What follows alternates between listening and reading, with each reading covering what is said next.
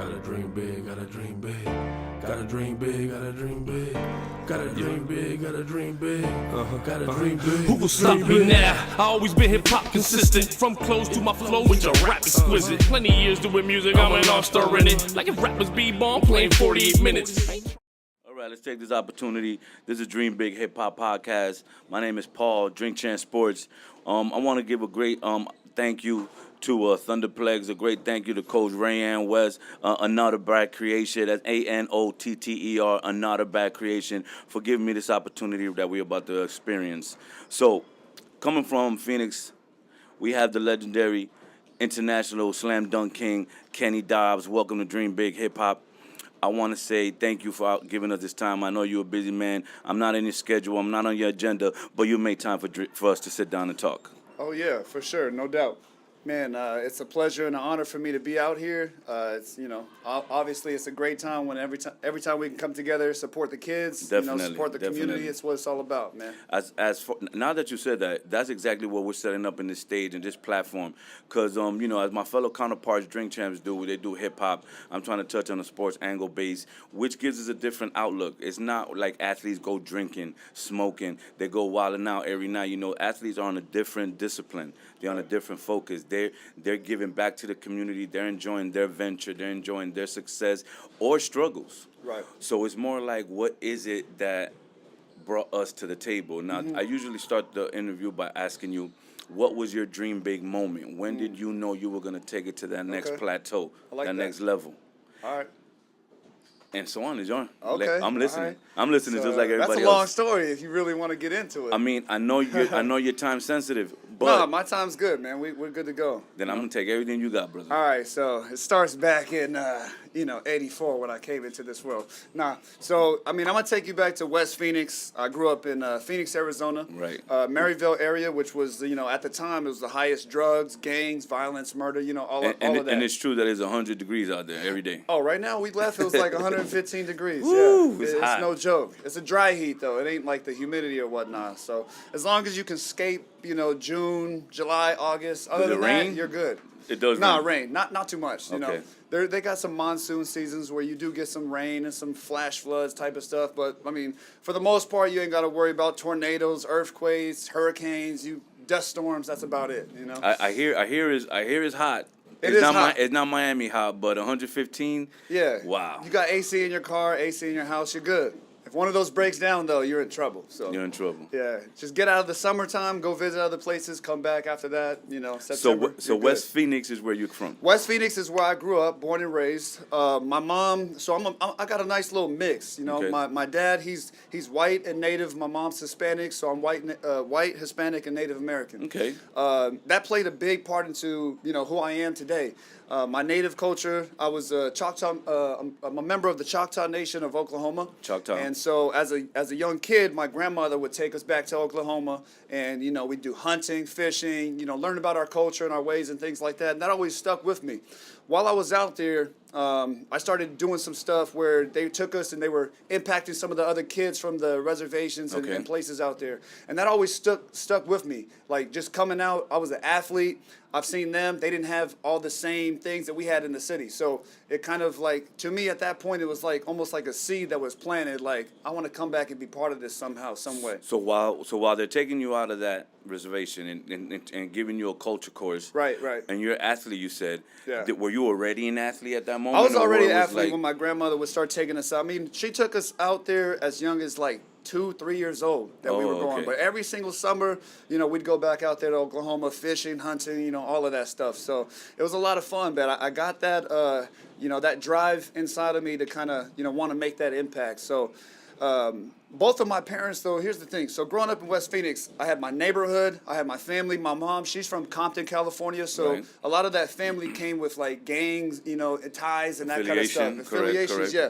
So I had cousins and uncles that were in prison, and when they'd get out, family reunions, they're all tatted up, and I'm looking at them like, this guy's cool. I don't know what it is, but everybody's gravitating it's in the blood toward at that him. moment. You know what I mean? So for me, it's like I'm seeing them smoking, I'm seeing them drinking at a young age. I'm like, this is what I got to do to be part of this. Right. So what you see. My parents, my house was the party house. Every Friday, Saturday night, parties were cracking. And I, as a young kid, they put all of us kids into the back room. Right. But me being the knucklehead, I wanted to come out, see what was cracking in the party. I might have to say that was the Latino part in you. I'm Yeah, just saying. I'm just throwing it out there. I came out of the hallway and I seen my uncles and a couple of my dad's friends out there drinking and whatnot.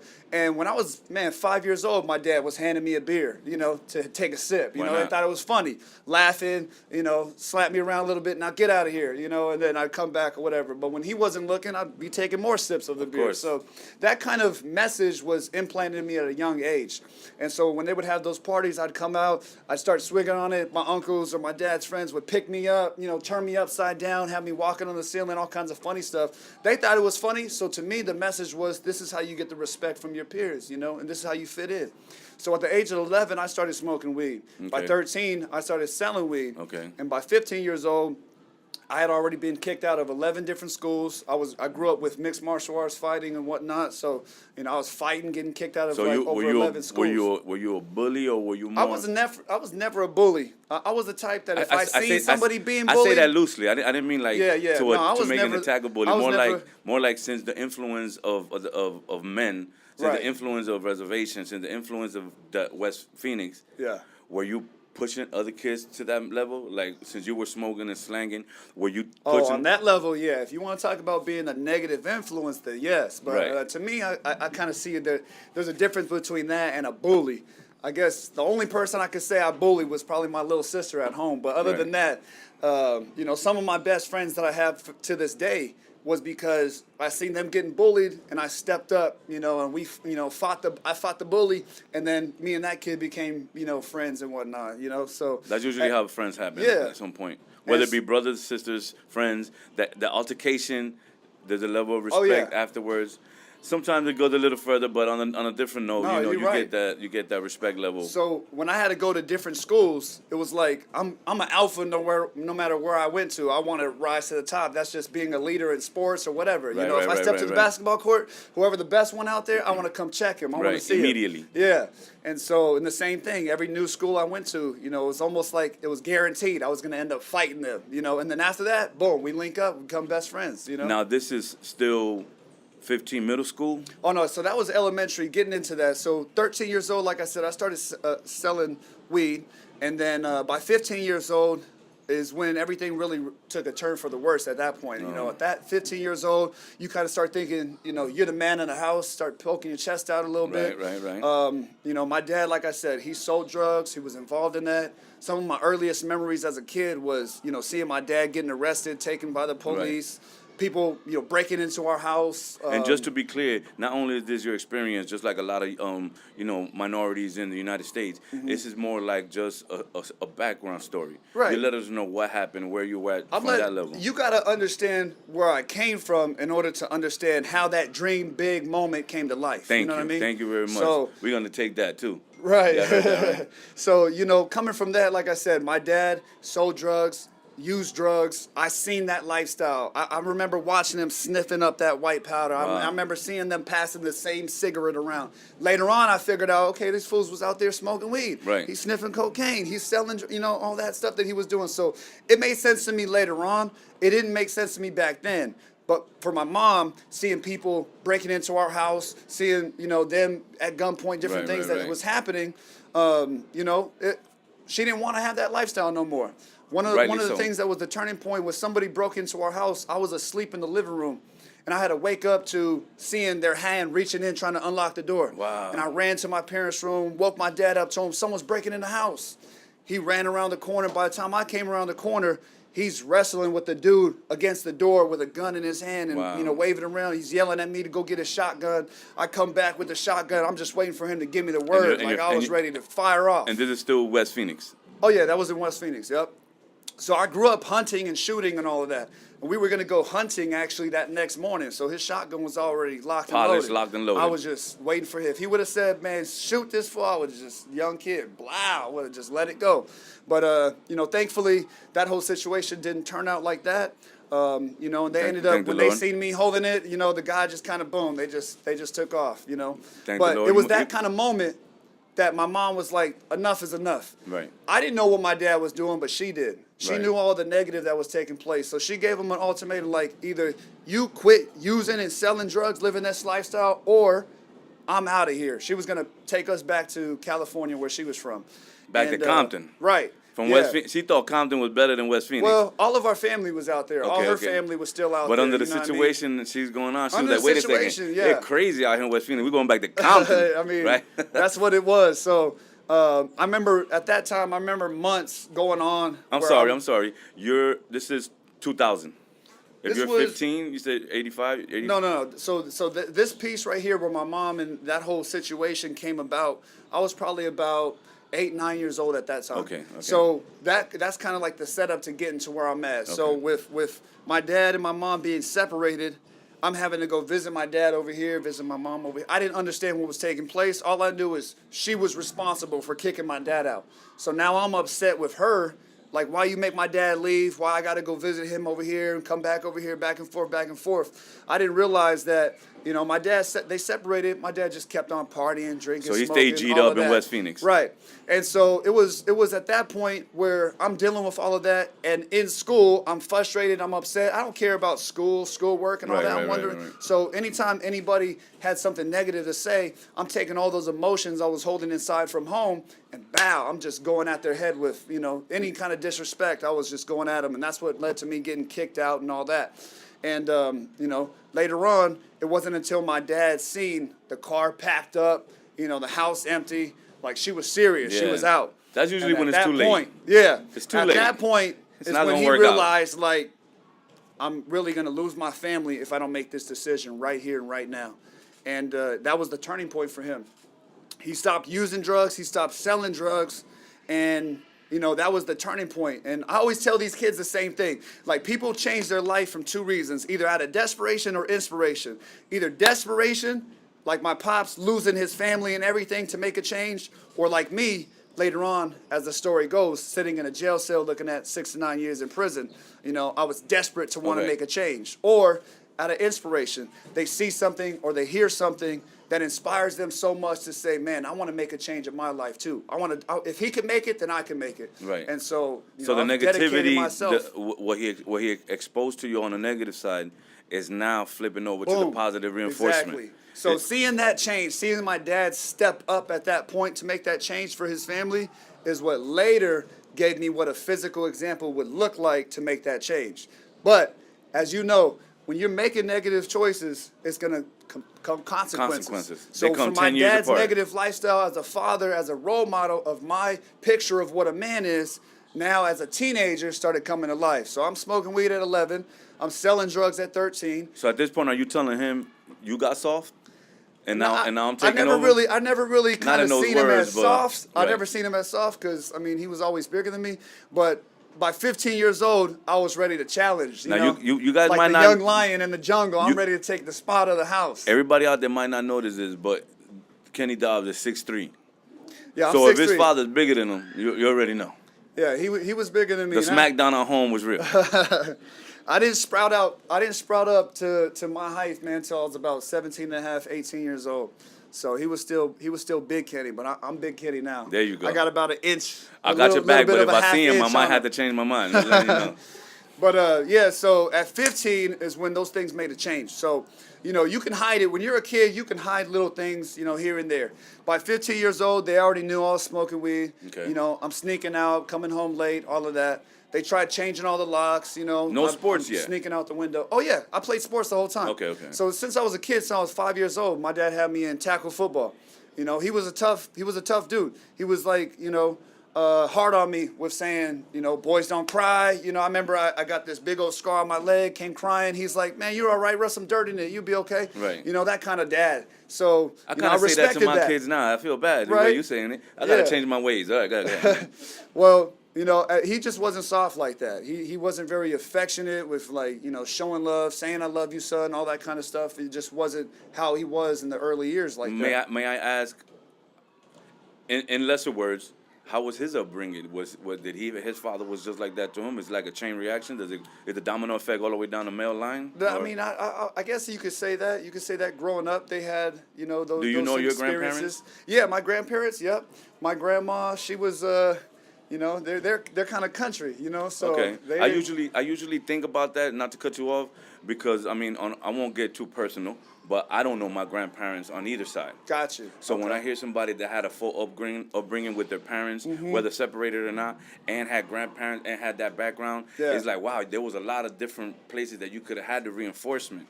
So, but I didn't, because I was had with my mom and my dad, right? Right. Well, it's enough about me. Go ahead. Go back to Well, I mean, you talk about the grandparents, that has to do with it too, you know, Right. because when he was younger, his house was that hangout party spot. You know, my grandmother and grandfather both liked to drink. You know. Now, what kind of music are they listening to? Can you remember at 5? I mean, it's burned into my brain. That's part of why the I love DreamBIG Zapp and HipHop. That's the Roger, hip-hop on that end. Kool and Gang, all of those Kool and the guys. Gang, go ahead. So growing up, that's all I remember listening to. All the oldies. You're talking about the old school type of oldies. My dad, he loved cars, so we had the Daytons, we had the Spokes and all West that kind of Phoenix was stuff. hot. Yeah. So Was the candy paint dripping? Nah, he had that metallic flake, Okay. He had a all blue, royal blue, lowered, that royal blue metallic flake, man. But he had the 215s, the tweets, he had the subwoofers, all of that. So my friends, I remember they always used to say, we know when Kenny's coming to school because we can hear that music bumping a mile away. The mailbox is shaking on rattling, the street. trucks rattling, all of that.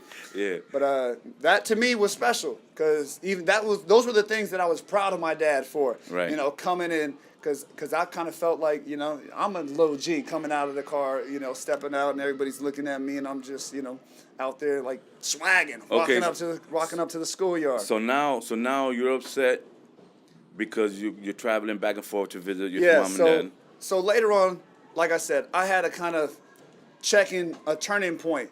He knew the lifestyle I was living, and it started just progressing little by little. Okay.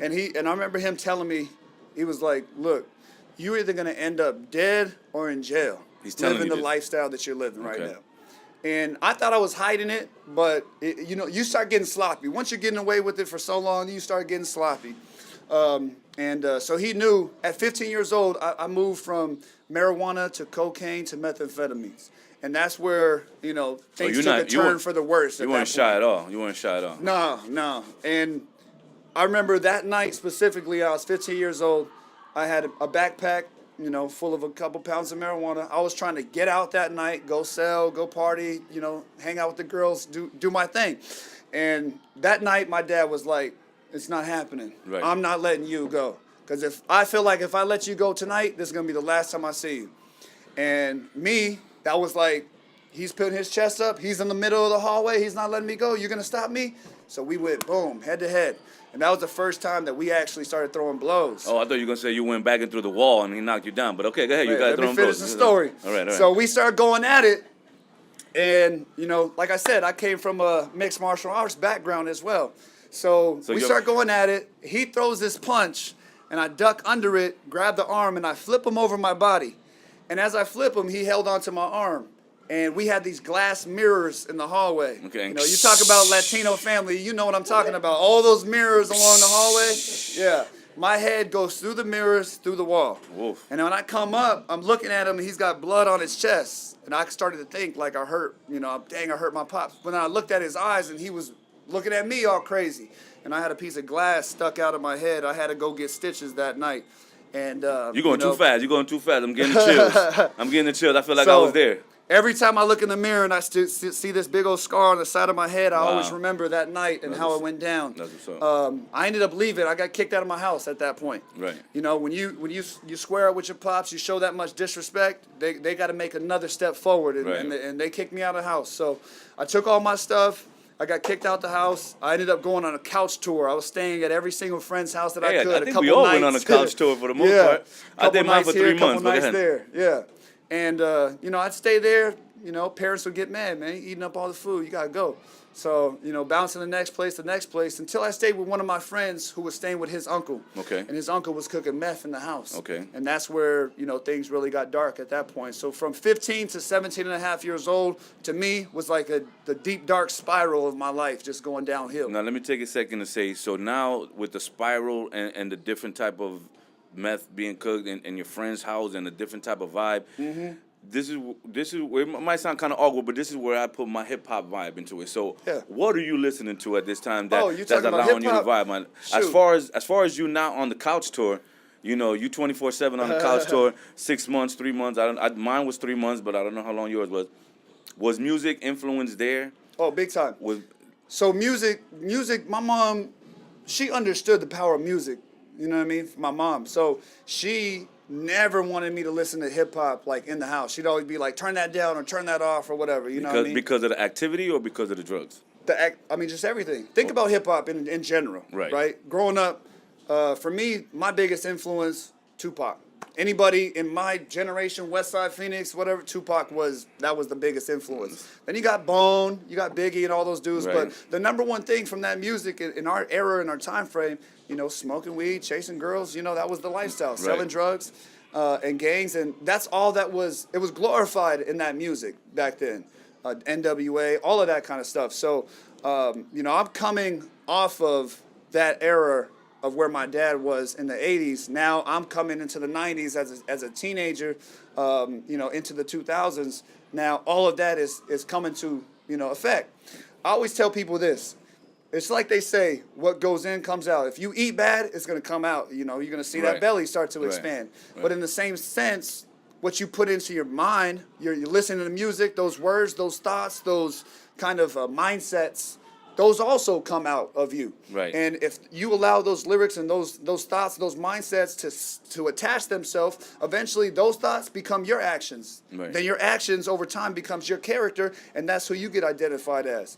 My character is when I listen to Tupac and talking about thug life and whatnot, man, after listening to any of those songs, I'm ready to go out. It didn't matter what was happening. I was ready to die at that point. I was ready to give my life. I whatever. respect that. I respect that a lot. I lived a lot from what I was taught as a young kid, that you know, your neighborhood, your family, you know, the streets. Not talking about my blood family, my parents. I'm talking about that street life family. Would always have your back, you know, and whatnot. So I turned my back on my real blood family, Right. in order to be around the street life, in order to be around those friends. Now, I was loyal to the soil, in the point that if one of them got into a fight, I was right there with them. Always. You know what I mean? If somebody was shooting at them, I'm shooting back at them. Right. And I was one of the only ones, you know, at that age that actually carried a pistol. My dad, he, you know, they owned a couple pawn shops and worked at pawn shops and whatnot. So he'd bring home different guns and all kinds of stuff. So, you know, I swiped one here and there and whatnot, make sure that we always had some kind of protection while I was out there. Now your dad is also from Choctaw? Yeah, yep. So that's where the Choctaw Nation comes into play for me.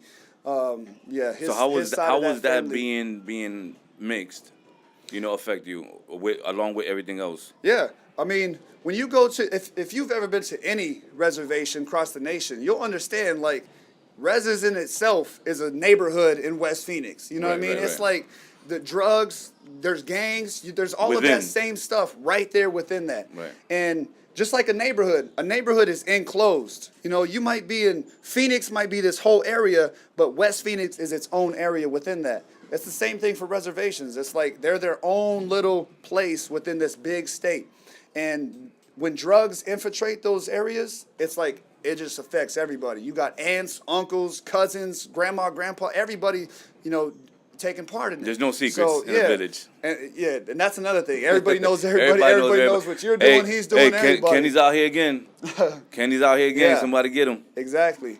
And so that's the other thing, too, is like, you know, they know who's using drugs. They know who's selling it. They know who's bringing it, but nobody's talking about it. They all keep their mouth shut. Because they know your dad bigger than 6'3". Well, not only that, but their family. That's the thing, you know. On the res, out there, like, it might be your own cousin, you know. Right. But it's just the same thing. Like I said, it applies to that street life mentality. You don't snitch. You don't rat. You don't tell on your homies or whatever the case would be. And so with him, he grew up in that same area that I grew up in. So with his friends and his family, like he didn't have friends that looked like him. All his friends was black from that inner city neighborhood. You know, they were all the ones that were the knuckleheads. You know, he was part of his own little crew in their areas. Right. They drove, you know, nice lowrider cars. That was the scene. That was the vibe back then. And he carried that into, you know, of my young childhood. Now let's take this whole ambiance, this whole atmosphere that you came out of, and where did you ended up structuring that into? So, like I said, people change their life two ways, either out of desperation or inspiration.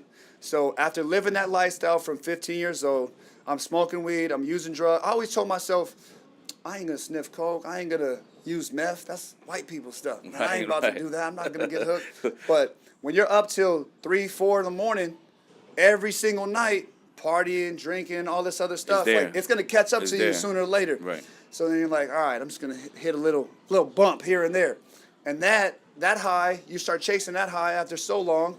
Moving, next thing you know, you're an 8 ball in. Right. And now it's like, I need something stronger. Then for the first time, I remember smoking meth with some of my friends. That's serious. And that right there, boom, was an instant high, something like I had never felt before. And that is where things just took a turn for the worse at that point. You know, you always tell yourself, oh, I'm not hooked, I'm not addicted, I can quit anytime. That's when you are. Yeah, you already know you're hooked. If you're saying that, then you're hooked already. It's too late. So we started getting into that. A couple of me and my friends, we just started getting worse and worse. And next thing you know, you don't have so much money anymore because your money's going to support your own habits. Right. So what did I do? We started breaking into cars, stealing stereos, breaking into people's houses. You know, I remember when the PlayStation 2 first came out, we made the news because we orchestrated a way to go about stealing all these PlayStations. You know, we were hitting all these different places and doing different things at that point. And, you know, we thought we were untouchable. When you're a young teenager getting away with things like that, you feel like, oh, I ain't never going to get touched. I ain't never going to get caught. I had got away from the police like 8 or 9 times. You know, I felt like, man, no matter what, I'm out of there. I'm more faster. I'm more athletic.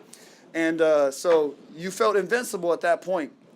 And it wasn't until, you know, I was about 17 and a half years old. And I had my big cousins and people that I looked up to in my own family. Are you still in school or you already... Oh, no, I had dropped. You're already done with school. At 15, when I got kicked out of my house and I didn't have my parents telling me what to do no more, I dropped out of high school. Right. I was done. So only reason I would go to school is I'd go back to school just to be around the friends, the girls, obviously, and whatnot, and then, you know, get into a fight or get caught with drugs or whatever, and then boom, you get kicked out. Okay, all right, I'm out, you know, and then go back to school. When school's all over, and then you're back hanging out or whatever. So as a senior at 17 and a half years old, I only had a total of 3 credits, you know, and that was, like I tell everybody, you know, that was from PE because we played basketball, and that was from art class because I sat next to the prettiest girl in art class, so I was there every day for art. Yeah. But other than that, man, school wasn't a priority. And ever since I was a young kid, when I seen other kids getting good grades, I always told myself, man, that they're just smarter than me. I'm not as smart as the rest of them. I'm dumb. I'm stupid. I'm not as smart as them. There wasn't. You were lacking self-awareness. Yeah. And you were lacking self-motivation. Oh yeah. You were down on yourself. Exactly. And then I want to get to the point where you said, or where it happened. Yeah. So what happened is me, 3 of my friends, we decided one day as we were smoking weed, riding around, it was like, yo, let's go rob that place.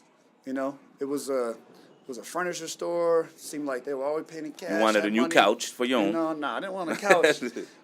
So we made a plan. We ended up going out, go steal. We got away. We thought we got away. Okay. You know, we pulled back up to the house. We're getting out the car. We're high-fiving each other. And then next thing you know, you just hear these tires screech. Oof. We didn't realize that a witness had followed us all the way back to the house. Oh, wow. And she was on the phone with the police, you know, so told them everything, where to go. Boom. Police come. As soon as I seen the police, I was like, 5-0, you know, we just took off running. And all my athletic ability just snapped into play. I'm jumping over fences, hurdling over dogs. I'm out. I didn't even turn around to look to see where my friends were at. I just kept running.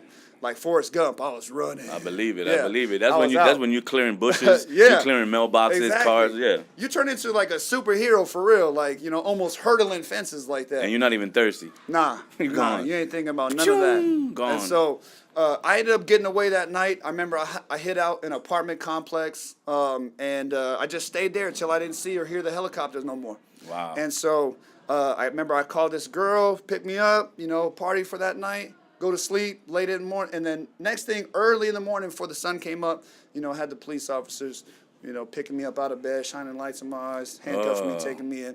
And what I realized is that my 3 friends had got caught, you know, that night before. Okay. And so they put all the blame on me. And that was when I realized that saying that was ingrained into me, that you don't snitch, you don't rat, you don't tell on your homies, blah, blah, blah, you don't speak to the police, la, la, la. all of that was just nonsense because when their neck was on the line and their back was against the wall, they turned me in. Right. Just like when I was a little kid, when my mom said, who left the water out or who ate all the ice cream? Kenny? And if my sister ain't around, I'm gonna be like, sister did it, you know? And it's vice versa. She would do the same thing to me. Right. You know, it just turns out to you're gonna protect yourself at that point. And that's not how I was. If I would have got caught, I would have just been, you ain't getting a word out of me. Go ahead and take me in there. I just would have, lived with it like that. But Is it fair to say you're still in contact with any of those friends? no. Not no. long gone. So at this point, here's where that big moment came into play. So now I'm sitting in a jail cell, 17 years old. I'm realizing the dude tells me that since I've already had possession of marijuana charges with intent to sell, I've already had an assault charge. Now I'm 17 and a half, about to be 18, that the judge is going to try me as an adult. Wow. And so I'm looking at 6 to 9 years in prison. And at that point Minimum. is when I realized, like, oh, this is real now. This ain't, a slap on the wrist. This is going to be real. And I knew for myself, like, if I go to prison, you're going to get tested. Mm-hmm. And you cannot back down the moment you get tested. And so thoughts started rolling through my brain, like, what if some fool tries to come up and check me? I'm going to have to just fight for my life. What if one of those fools pulls out a shank, tries to shake me? I'm going to have to take that away from him and shank him, before he gets me. And now, if I do that, what's going to happen? More time on my sentence. Of course. So I'm sitting in that jail cell looking like, okay, I could do 6 to 9 years, but what happens if something like that happens? Now I'm facing life. How's my mom going to think? What's my sister going to think? My grandma, my cousins. I started going there mentally to think that I may never get out. And that's where it all really hit me. And it broke that mentality and that mindset of my brain, like, the street life is where it's at. And, this is the moment that was that real turning moment for me. Because when my mom changed her life, she started going to church. And she drugged my butt into church on Sundays. I didn't want to be in church. I remember going into church, sitting there, crossing my arms, sitting in the back, I didn't want to have nothing to do with it. But the crazy thing is what they said is that God's word is like a seed. And when that seed gets planted, it's going to be in there, know? Right. And the one thing that stuck with me was when the pastor said that God would never leave you or forsake you. And when that moment, when you cry out, you open up your arms and really open your heart to him, that he's going to hear you and he's going to be there with you. And just like any other, father, you might be messing up, your father going to correct you. You keep messing up, all right, you know what? I'm going to go ahead and let you. Go ahead and touch that fire and get burned. Then you learn your lesson. And when you turn back to me, I'll be there to console you and take you on, the rest of the journey. That's real. And that's how it was for me. So I realized at that point, for my first time in my life, I hit my knees in that jail cell, opened up my heart, and began to cry to God. Wow. And it's sad to say, I wish I could say I came to God like, I wanted to make a change. No, I came to him when I needed him, just like everyone else, when they're in trouble. But the cool thing about it is, just like any good father, you're in trouble as a child, you come to me, boom, I'm ready to give you that love with open arms. And at that point, as I began to pray and ask God for, that help, right, one by one, it was like almost a movie inside of my head. I'm like, God, I'll change my whole lifestyle, I'll stop doing this, stop doing that. And then all of a sudden, like a movie, well, what about this when they were handing me the weed? What about this when they were handing me the drink? What about this when I'm smashing those girls and doing all this other stuff, things that I loved, right, the things that were in my heart, those deep-rooted sins inside of my heart. Was I willing to give that up? And one by one, I was just making that commitment to God, like, yes, I'll change. Yes, I'll do this. And so I kept that commitment. And it's a crazy story because months later, as I'm sitting in that courtroom now, and the judge is reading off the sentence, all I was waiting for to hear how much time I was going to have to serve. And at that point, the judge said, since the witness didn't show up to court, the arresting officers didn't file paperwork correctly. Right. My friends took responsibility for their own actions. Oh, okay. She had no choice but to look at me and say, I know you were the leader in this situation, so I'm holding you responsible. So for the helicopters coming out, boom, that $3,500, that you're paying for that. Okay. For the officers chasing, for the damaged property, all of that stuff, you're paying for that. So it was like over $8,000 in fines. I didn't care about none of that. I was just waiting for her to tell me how much time I was serving. And when it was all said and done, I remember when the attorney looked at me and said, man, it's a miracle that you're not going to prison right now. And when he said that word miracle, it reminded me of those months back before when I was on my knees crying to God, saying I would change my life if he had this miracle in my life to get me out of that situation. Wow. So that is that big turning point moment for me. I came back home, and it was like I had a fresh start at life. I was already mentally prepared that I was going to prison. Right. Right? So now I was like, I had a second chance. And I remember the first thing I did was I took this notebook and I said, this is going to be my dream journal. And I opened that notebook and I began to write down what my dreams were. I took those dreams out of the back of my mind and put them down on paper. Mm-hmm. And I remember the first thing I said is I wanted to become a professional athlete. I wanted to get drafted. And I knew in order to get drafted that I'd have to get to college. And my parents didn't have money, so if I had to go to college, that means I needed a scholarship to go there. Right. You know, and I knew I couldn't get a college scholarship without first graduating from high school. Right. So you So went back the to school. first thing I did was go back to school. And I talked to the principal, and the principal, knowing my situation, was like, look, you're better off just dropping out completely, getting your GED so you can start working. But here's where the thing really came into play for me, is I told the principal, I said, my oldest cousin, who I looked up to the most, Big Rick, I mean, I wanted to, when he wore the Dickies, you know, pants with the creases, and they're 4 or 5 sizes too big for him, where he's folding it and putting his name on his buckle and all that.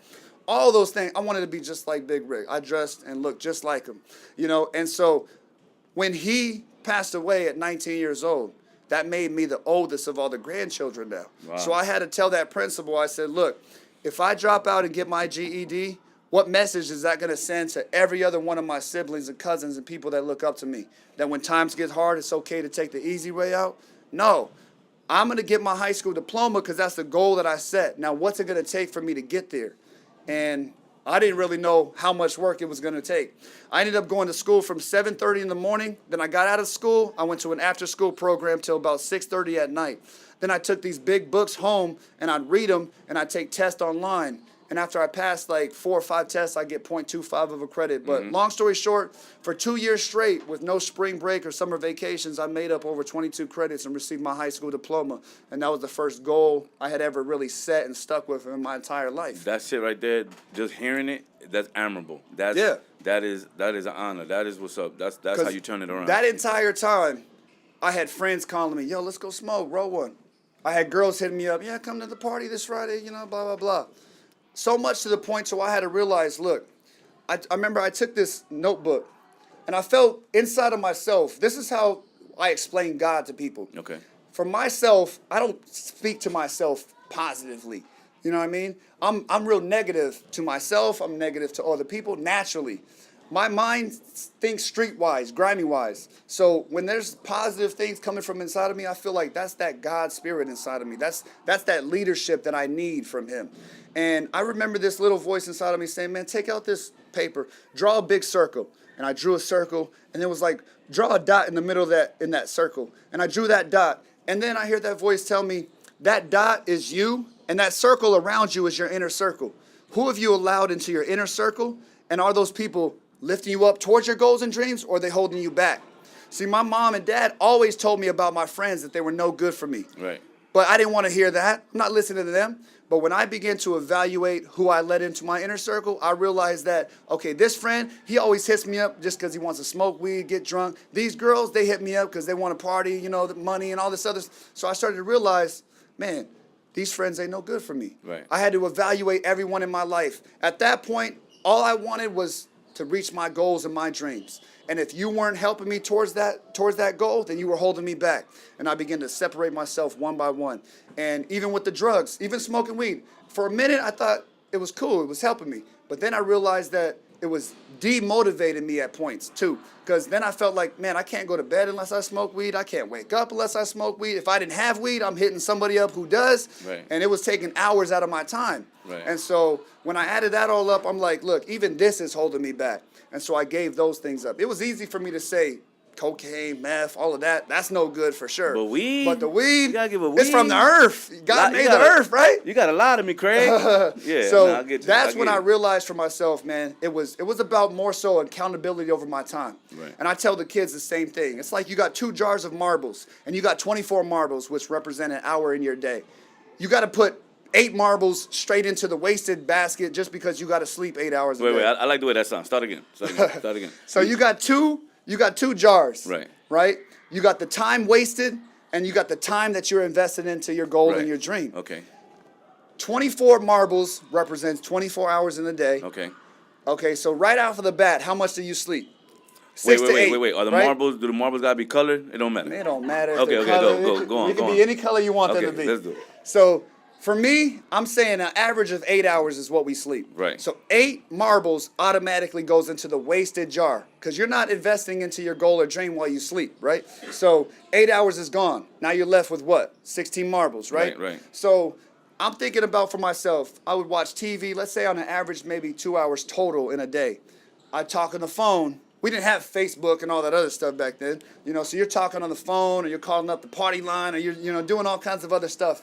And you're wasting all that time, a couple hours on girls talking to this girl, then you got to make some time for the other girls, blah, blah, blah. So I'm wasting a couple hours there and there.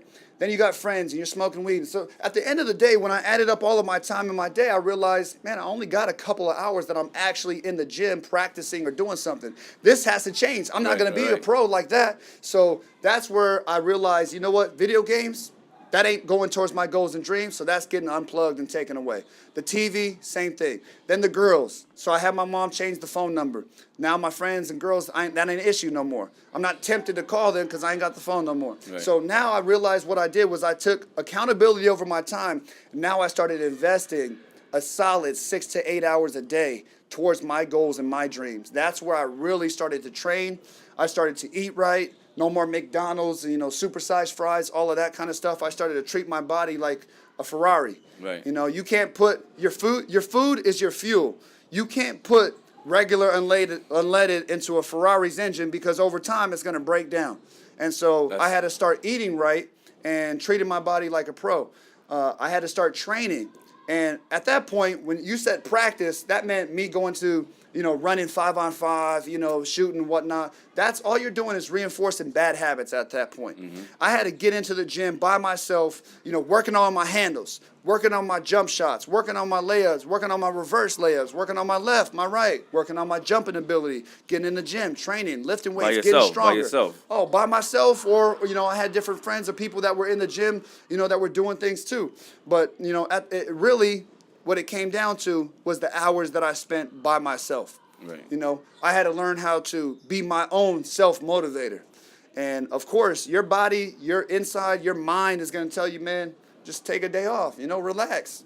But that's where that heart, and that's why I always tell these kids, man, I can't teach you guys heart. I can teach you how to jump, dunk, I can teach you how to shoot, dribble. I can't teach you how to have heart that's going to push you when you want to give up. And so now you're in college. So I graduated from high school, got my diploma. Right. And I remember taking that diploma to my mom and giving it to her. And immediately she started crying. But I was used to seeing my mom cry. But that was the first time I seen her cry tears of joy instead of pain or sorrow. Good for her. But when I gave that to my dad, like, Pops, I did it. That was the first time where I seen him really show me, like, love and affection, like, in a genuine way. Because, like I told you, he always taught me, like, boys don't cry, Right. So when my grandmother died, I didn't cry. When my cousin, passed away and I was helping carrying the casket, I didn't cry. I was just solid. So all those years was built up in me. When my dad came up after giving me my diploma and he hugged me and he told me, man, I'm proud of you, son. And even just saying son, like my dad didn't call me son, he called me boy, like, hey, boy, get over here.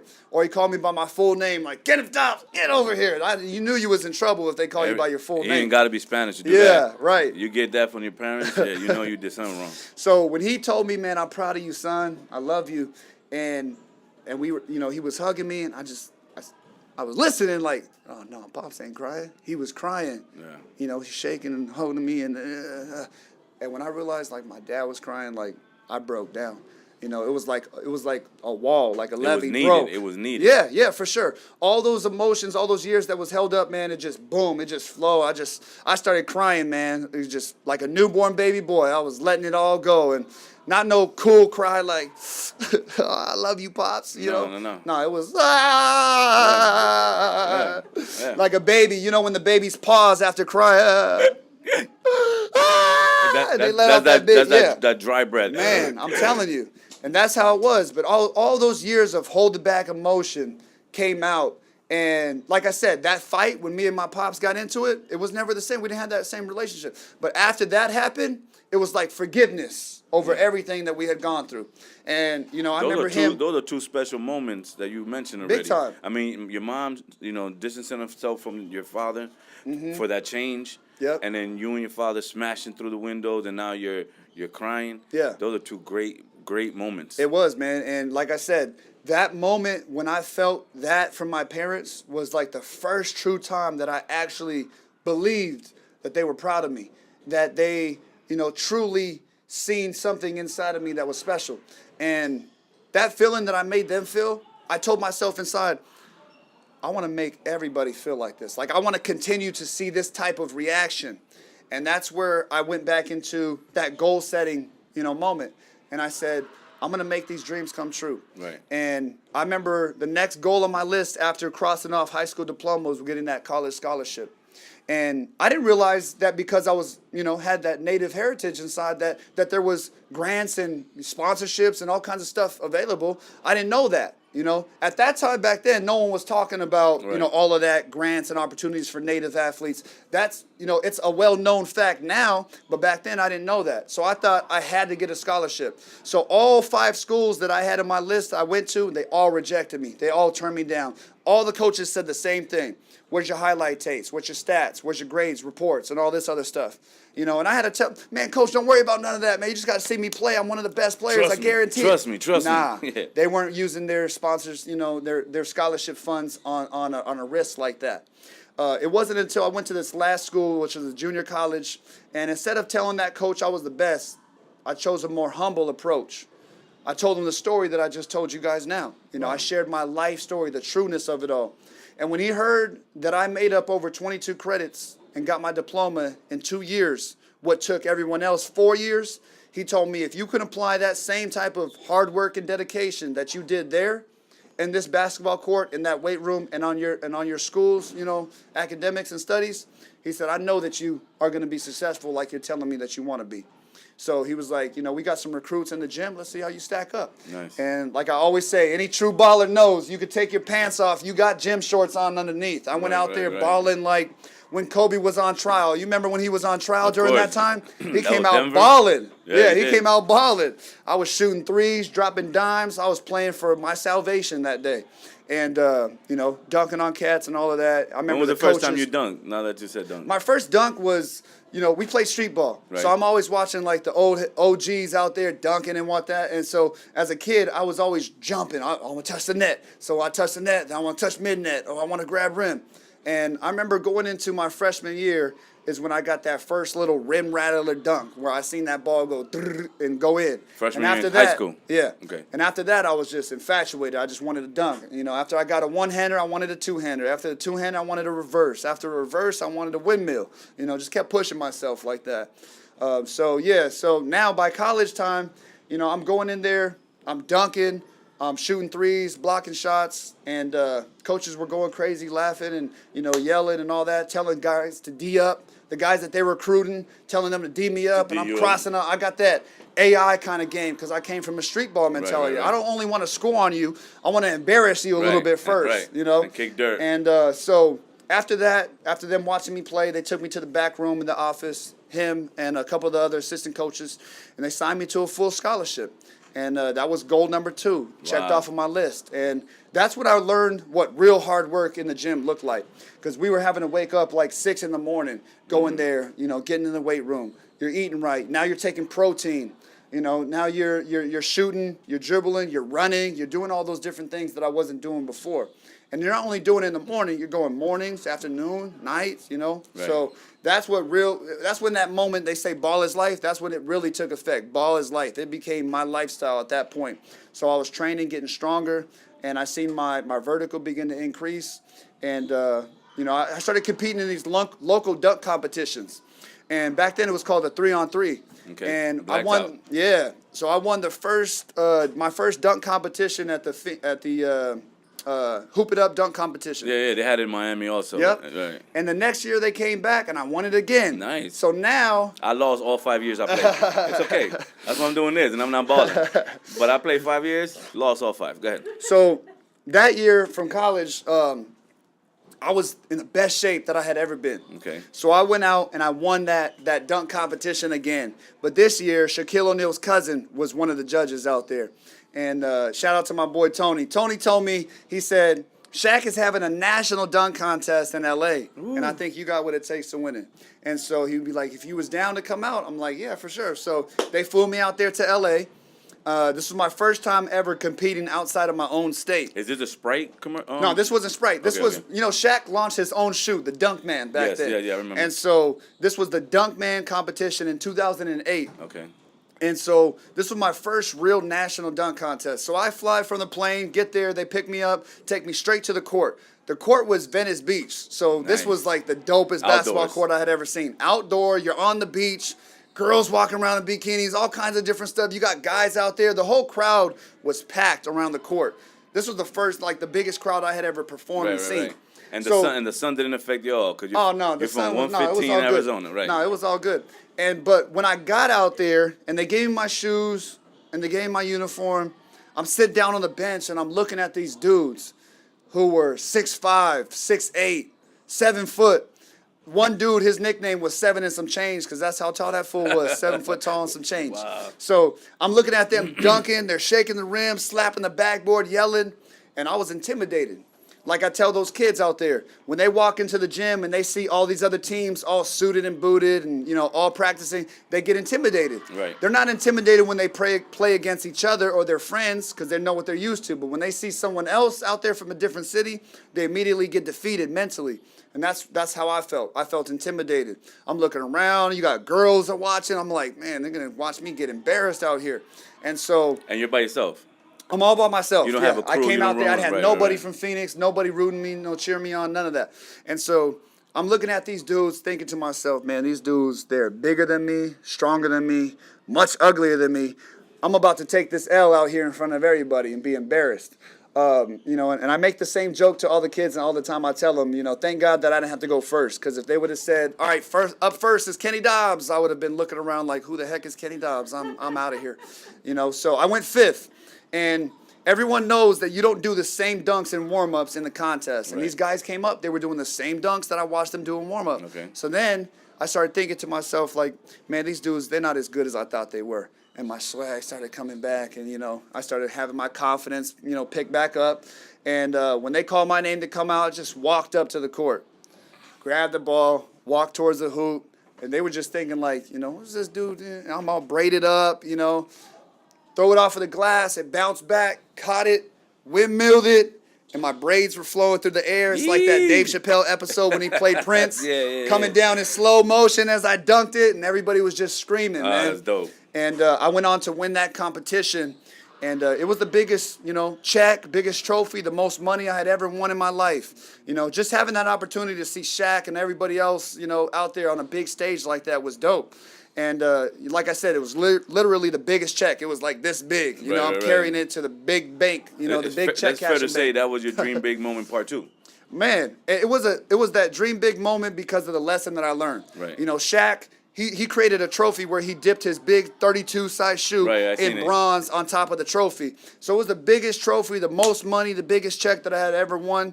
And still to this day, it's one of my prized possessions, but not because of the money or the trophy, but because of the lesson that I learned that day to never doubt the ability that God had gave me. You know, to never doubt my talent and the passion that I have for what I'm doing. Right. Because I almost never took that step of faith to actually step out onto the court to compete.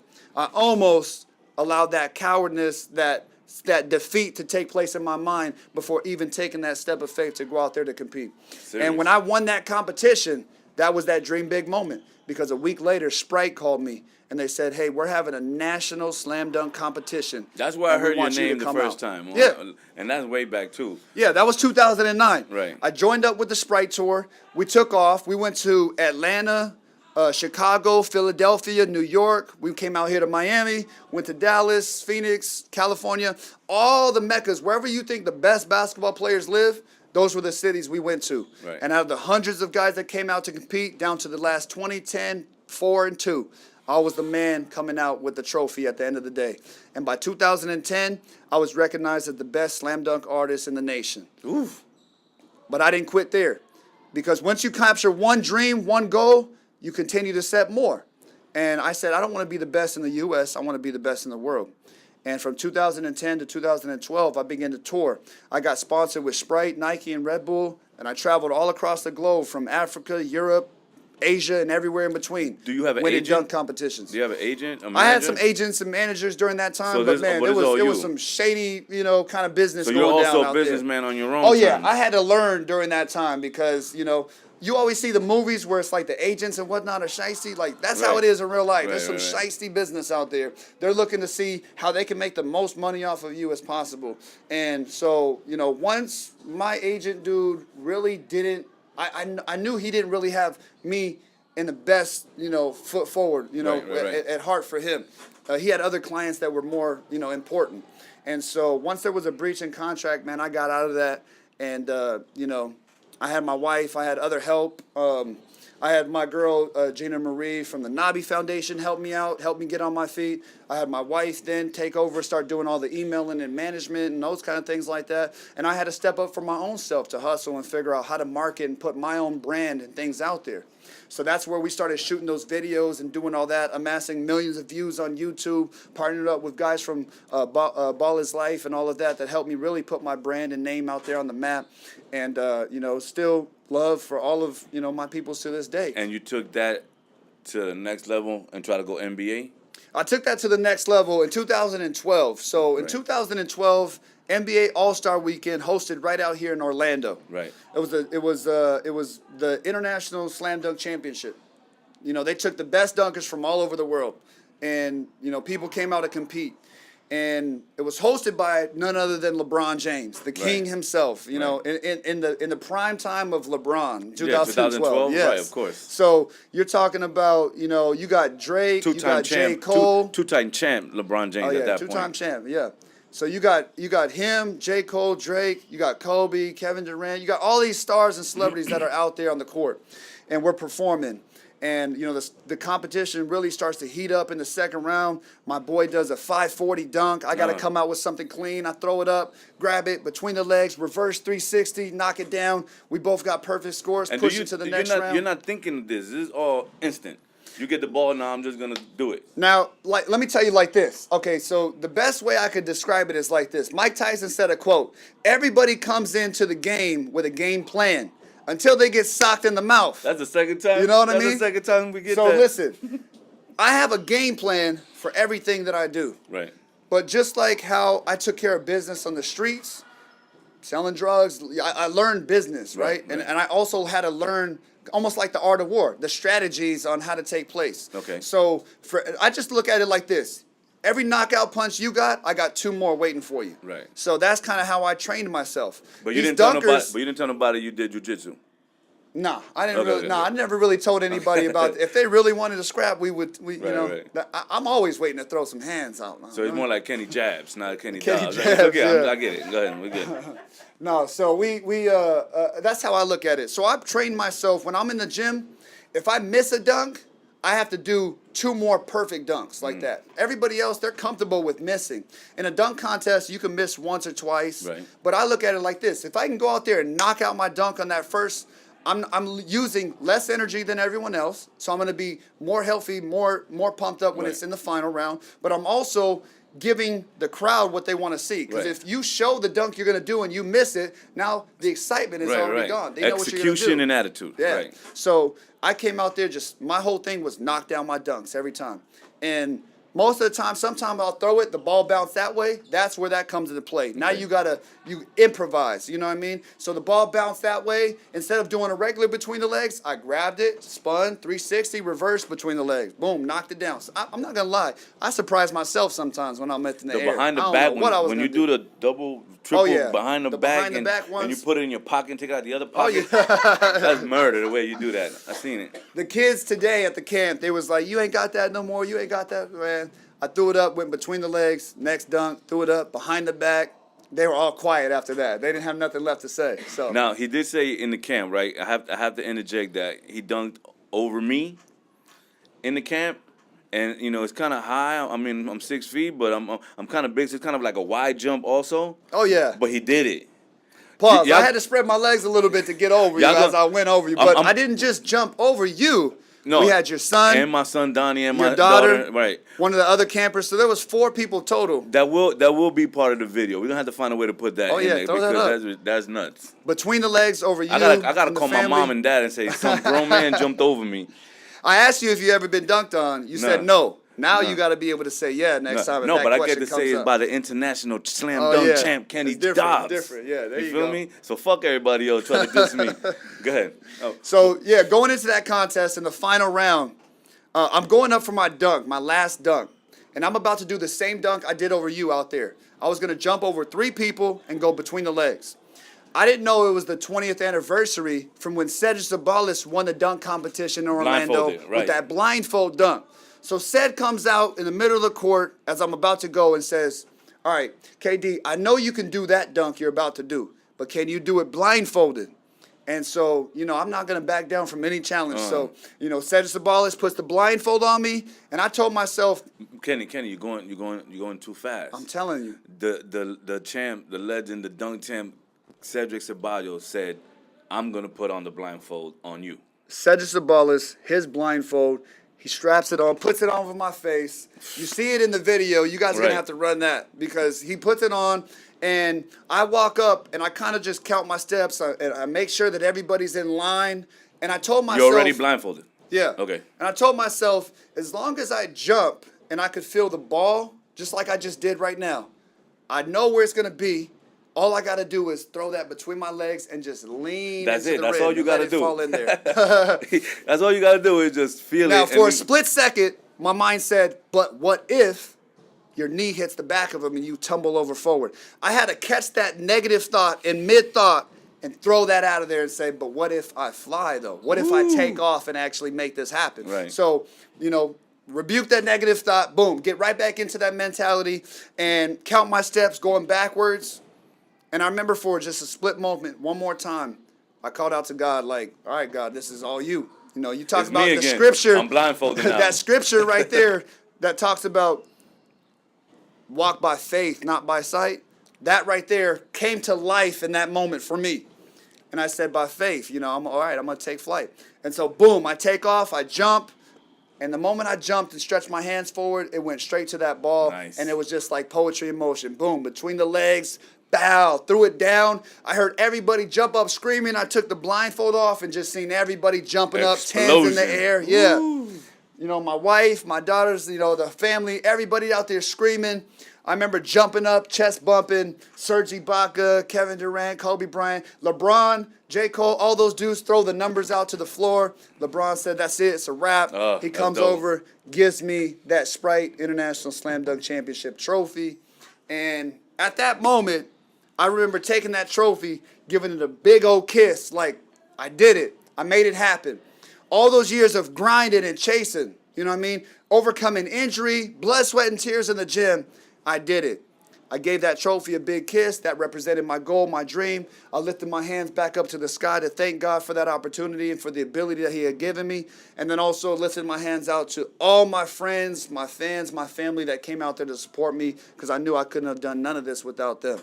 And at that moment is when I became a legend. That was that dream big moment and you got it. coming to a close, to fruition. Now, for those wondering, you've gave us a great story, but nobody ever tapped on you on the shoulder and said you want to play pro ball. Like So- you're killing it. You're telling us you're dunking, you're dunking blindfolded, but what was that step? So literally that same night, right after receiving that trophy, I'm on the court, and up walks Donnie Nelson from the Dallas Mavericks organization, Right. GM for the Yeah, Dallas Donnie Mavericks. Nelson. And he tells me that was one of the best dunk performances that he had ever seen. You're talking about somebody who's been in the NBA over 30 years. No, Donnie Nelson is You're talking epic, about right? guys like seeing Michael Jordan and Dominique go at it, seeing Vince Carter in 2000 with that, legendary performance. right. And you're telling me that was one of the best? So, and that's not only from him. I heard it from guys like LeBron, KD. I had my own personal legend, Vince Carter, looking at me like... Yeah, Vinsanity. Yeah, he's the GOAT of all time for me. Was your phone memory going? You were getting too many phone numbers Oh, yeah, at that time? it was blowing up. You know what I mean? Like they said, you shut the internet down. We shut the internet down that night. Okay. And so Donnie Nelson comes out. He says, I want to give you a tryout. I want to see, what you got. I had the opportunity to try out with, an organization like that, the Dallas Mavericks. So it was incredible. Workout. I quit everything else I was doing. I gave up my sponsorships and endorsements and everything, all of my tours and stuff, left to Dallas, moved to Dallas, and I began to train and work out, live out there, and my dream was to get drafted, right? And all of that hard work came to fruition on that draft. 2012, 13. 2012, Yep. In the 2012 and 13 draft, they selected me with their D-League team, the Texas Legends. Right. Got to host up my jersey, number 21, all Dobbs on the back. It was official. And that night, I realized, I had accomplished those goals that I wrote down. Right. To get drafted, to get my scholarship, to graduate high school. Everything that I wrote down, I had accomplished it. And that is one of the biggest keys that I talk to all of these kids about. Because every single one of them want to become a champion. They want to become a professional. But that dream is locked in the back of their brain. Right. So they're playing video games. I'm like, how is that helping you get to your goals and dreams? Mm-hmm. But they don't see it because it's in their brain. It's in the back of their mind. You know what I mean? That old saying, out of sight, out of mind. Right. So you take that dream out of your brain now, put it on paper. I didn't only put my dream on paper. I put it on my walls, above my door. Every time I walked out of my room, I seen that high school diploma. I seen college scholarship. I seen get drafted to the NBA. So I knew what I was living for, what I was fighting for, Right. why I was not out partying, drinking, smoking weed, why I wasn't doing none of those things no more, because I was set on my path of what it was going to take to capture my dreams. Of course. So, I tell the kids the same thing. My 3 keys to success was number 1, is to put God first. To know that what you was taught in school was a lie, that we didn't evolve from no monkeys. You know what I mean? Because why is still monkeys out there walking around? For real. Why ain't there no monkeys that are halfway in between the evolution of half monkey, half man? Right. You don't see that. That's because it's a lie. Any way that they can trap you into a way of thinking that you didn't have a purpose, then you're serving into their system. But we do have a creator. So if there is a God that created this world and created us, men and women, then that must mean he did it for a purpose. Mm-hmm. Nobody makes anything without a purpose. So if we have a creator that created us, that means I had a plan, purpose, and a destiny for my life. So I tell the kids the same thing, man. Keep God first in your life. Number 2, take those dreams out of your mind and put them down on paper. That way you have action steps, almost like a roadmap in life to be able to take you to where you want to be. Definitely. I'm taking my dreams, putting them on this podcast. Exactly. I guarantee you, this was at one point a thought in your head. You took that thought out and you put it down on paper and you begin to execute that. And now here you are today. That's absolutely true. Now you're channeling all of this energy, your experience, your memories, your accolades, your stacking. Mm-hmm. And now Kenny Dobbs has matured. And now you're still a young man. Not that you're mature at all. You're a young man with your own business. You're going around the nation talking to the kids. Yeah. You're showing them a fun time dunking, just like you did here in Miami. So how is that experience? So that was that 3rd key. I told you, keep God first, number 1. Number 2, take your dreams out of your mind, put them down on paper. And then number 3 was you got to see yourself as a leader. Right? I didn't see myself as a leader back then, so I followed in the footsteps of everyone else around me. Once I see myself as a leader, I begin to direct my path and my decisions based on how am I going to affect the next person? How is this decision going to affect my younger siblings or my cousins, right? So I see myself as a leader, and I begin to make decisions that reflected that. And so I took all those things I was doing at that point and all I had accomplished, and I put it down to say, I want to begin to spread this message throughout the nation. And the number 1 group of people I wanted to reach was my native people, because I realized that statistically there was more drug abuse, more alcohol abuse, more suicide, you touched on that. more dropouts, all of that happening in our native culture more so than anywhere else. More so than in the U.S. The only thing that reflected that was like almost those inner city poverty kind of places. And that's why I always kind of do a balance. Like, people see the inner city minorities have more in common with native people than anything else, because they're both coming from the dirt. Exactly. They're both coming like from the bottom, and they've got to grind their way up. And so many times I go visit native tribes, the number 1 thing of people there say, well, I'm not going to make it out of here. You know what I mean? So it's like they're already defeated mentally. Right. I got to show them, if I can make it, then you can make it. Right. If I could turn from a life of drugs, all of this background, blah, blah, blah. If I could turn all of that around and go out there and accomplish my dreams, then so can you. And that message is what I've been bringing to life over these past. It's been 10 years since I really started focusing on wanting to do all of that. That's excellent. And I've toured all across the globe, all across the nation, all across Canada, to every major tribe. And there's still tribes out there that I haven't touched, that I would still love to go out there and be a part of that. But that's how our connection came about.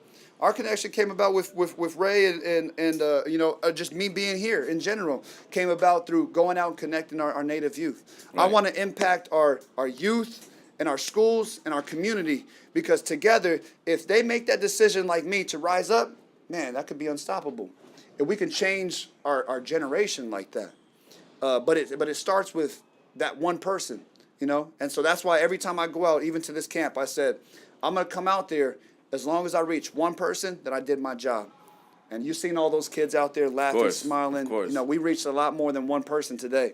Now, and those Kenny, lives will be changed forever. I want to take this opportunity to say thank you. I'm not cutting it short. What I want to do is I want to have enough time where you can let everybody know what's your social media. Like, where can they reach you? Your own foundations, your own let's say charity organizations, because that is just as important. To round off everything else. Well, the big thing I'm doing right now is we're creating a national tour. We invested into a mobile app. Our mobile app is called Bully Radar, and that whole thing is basically, there's a lot of suicides happening, there's a lot of bullying taking place, There's drugs, there's weapons being brought on campus. So now our brand new mobile app is a resource for these schools. Every single major school shooting has always taken place, but months before that has happened, there were hints. There was hints on social media. Right. So now, with our new mobile app platform, kids can recognize the signs and begin to report them at any point in time, because they all have a cell phone. Anonymously. Right. Kids, we're changing the culture. Look, I know the situation of, being a snitch or a rat. Nobody wants to be that. But I'm going to tell you right now, it ain't going to be a snitch or a rat. If I find out you're going to come up here and shoot up this school with these kids, I'm not going to look at myself as a rat for telling somebody what you're about to do. Right. I'm going to look at myself as a leader. Because on the court, if I find out that we're playing on the same team and my man's smoking weed, drinking, now he's getting in the game, messing up the game for everyone else, it ain't going to be a snitch or a rat for me to come up to coach like, dude, get this dude out the game. Yeah. He's smoking weed before the game. He's drunk right now. Get him out of here. No, my team's going to look at me as a leader, checking this fool for doing what he's doing. Right. So in the same sense, that's what we're trying to do, is change that culture inside of the schools and have everybody come out there, step up, rise up, be a leader for their home, their school, and community. I want in on how I can help you do that, because sounds excellent. So we're doing that, man. We're going to be back out here. That's what I was telling you. We're partnered up with Ray, Rob, the Thunder organization, some of the local schools, and we're reaching out to like the mayors, the Senate, and all that kind of stuff to come out there to partner, because the mobile app platform itself has already proven in Arizona to save lives. Wow. We've uncovered things like for suicide. We've prevented suicide. We've uncovered weapons on campus. We've helped to prevent fights from taking place. And at the same time, we've already broke a big story where there was sexual misconduct between a teacher and a student. So there's all kinds of things that the app is being able to help with. You know why? Because the students on campus are the eyes and ears. Right. Teachers aren't going to know what's happening, but the students do. And they now can pull out their phone and be able to let everyone know what's taking place. So that's really saving lives. So this is called Bully Radar. The Bully Radar. Yeah, app. Bully Radar. And radar is spelled R-A-A-D-R. R-A-A-D-R. Yeah, Bully Radar. And they can follow me on Instagram, and they'll be able to find out all about Radar, because I always post different things. So they can follow me at the Kenny Dobbs, Kennydobbs. That sounds excellent. I congratulate you on that whole move. Yes, sir. That is, if it's already making moves in West Phoenix, or Phoenix in general, that's the beginning step. Everybody wants to see results before they jump in. Everybody think it's a good idea, but when the results are there and you're actually showing progress, you can't say no to that. You can't ignore that, man. I appreciate that, and I congratulate you on that. That is excellent. I appreciate you guys having me out on the show, and thank you for putting in the work. Like they said out there, that hustle, heart, and hard work. Yeah. That came into fruition making this show happen today. It is, and it's not easy, but on a side note, the Thunder organization, the Another Bad Creation, Coach Ray, I've been blessed to have met these people, and I bounced around in the different leagues for my kids. Mm-hmm. And when I came across this, it's been nothing but genuine, nothing but open, and And I gotta salute them also. You'll Thank you tell for the difference between people that do it for money and the people that do it from the heart, that want Right. to see these kids improving. And that's what the Thunder organization, that's what Coach Ray and everybody else here is all about. Okay, so everybody, Kenny Dobbs, international slam dunk champ. He dunked over me, but we're gonna leave that alone, right? And I want to say that it was awesome. Thank you for this Yeah, bro. moment. Thank you for this experience. I need all your info, and right before we leave, we take a picture, give a little drop yeah, to the for sure. podcast, and we closing out Dream Big Hip Hop. Yes, Shout out sir. to another bad creation one more time, the Thunder organization, Kenny Dobbs. And anybody else out there, you can reach us at Dream Big Hip Hop or Drink Champ Sports. Shout out to my brother Nori and EFN, and love is love, baby. Yes, sir. All right, y'all. This is Kenny Dobbs for Dream Big Hip Hop. Make sure you guys stay tuned for more. Peace. Gotta dream big, gotta dream big. Gotta dream big, gotta dream big. Gotta dream big, gotta dream big. Gotta dream big. Who will stop me now? I always been hip-hop consistent. From clothes to my flow, which are rap exquisite. Plenty years doing music, I'm an all-star in it. Like if rappers be bomb, playing 48 minutes. I ain't trying to hear shit, I seen it all like a witness. I know all of y'all that hate me.